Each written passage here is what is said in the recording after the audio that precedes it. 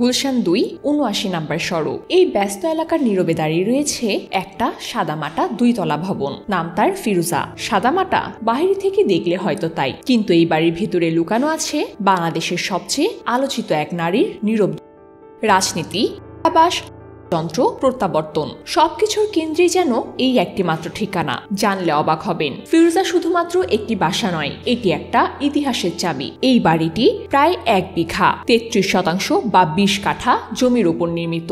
এর ঠিক উল্টো দিকেই রয়েছে রুশ দূতাবাস, চারপাশে কড়া নিরাপত্তা। এই বাড়িটির সামনে ও পেছনে সবুজ লন, সাজানো গাছপালা, যেন নিঃশ্বাস নিতে যাওয়া এক গোপন বাগান। ২০১০ সালে সেনা নিয়ন্ত্রিত সরকার যখন খালেদা জিয়াকে ক্যান্টনমেন্টের বাড়ি থেকে উচ্ছেদ করে, তখনই ফিরোজাই হয় তার নতুন ঠিকানা। ২০১১ সালের এপ্রিল থেকে তিনি এখানে বসবাস করা শুরু করেন। এই ভবনের অভ্যন্তরে রয়েছে বহু কামরা, প্রধান শয়নকক্ষ, সংযুক্ত ড্রেসিং রুম ও বাথরুম। বাড়িটির প্রতিটি কক্ষই শীততাপ নিয়ন্ত্রিত, দামি আসবাব, কার্পেট, পর্দা আর নিখুঁত সাজসজ্জা, সবকিছুই একেবারে পরিকল্পিতভাবে সাজানো। কিন্তু এই বাড়িটা শুধু থাকার জন্য না, এটি হয়ে ওঠে খালেদা জিয়ার ব্যক্তিগত প্রতিরোধের দুর্গ, বিএনপির রাজনৈতিক ঘাঁটি, দলের কেন্দ্রীয় নেতাদের সঙ্গে গোপন বৈঠক, পরিকল্পনা, আন্দোলনের প্রস্তুতি, সবকিছুই হতো এখানে।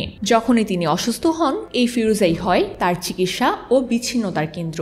২০২৫ সালের মে মাসে লন্ডনে ৪ মাস চিকিৎসা শেষ করে দেশে ফিরে এসেছেন বেগম খালেদা জিয়া। দেশে ফিরে এসেই তিনি আবারও ফিরে গেছেন তার প্রিয় বাসভবন ফিরোজায়। দুপুর ১:২৫ ঢোকার সময় তার সঙ্গে ছিলেন তার ২ পুত্রবধূ ডাক্তার জুবাইদা রহমান ও সৈয়দা শর্মিলা রহমান। বিমানবন্দর থেকে শুরু করে গুলশান পর্যন্ত হাজার হাজার নেতাকর্মীরা তাদেরকে বরণ করে নেয়। এ সময় ফিরোজা কেবল একটি বাড়ি থাকে না, তখন এটি হয়ে ওঠে প্রত্যাবর্তনের এক প্রতীক। একজন সাবেক মন্ত্রী, একজন সংগ্রামী নারীর আত্মিক আশ্রয়। বহুবার আলো নিভে গেছে, বহুবার আলো জ্বলেছে এ বাড়িতে। এই ৪ দেয়ালের ভেতরে রচিত হয়েছে এমন সব অধ্যায় যা বাংলাদেশের রাজনীতি, ইতিহাস আর ব্যক্তিত্বের মানচিত্রে চিরস্থায়ী ছাপ রেখে যাবে। ফিরোজা এখনো দাঁড়িয়ে আছে নীরবে, কিন্তু দৃপ্ততার সঙ্গে, প্রহর গুনছে পরবর্তী অধ্যায়ের জন্য।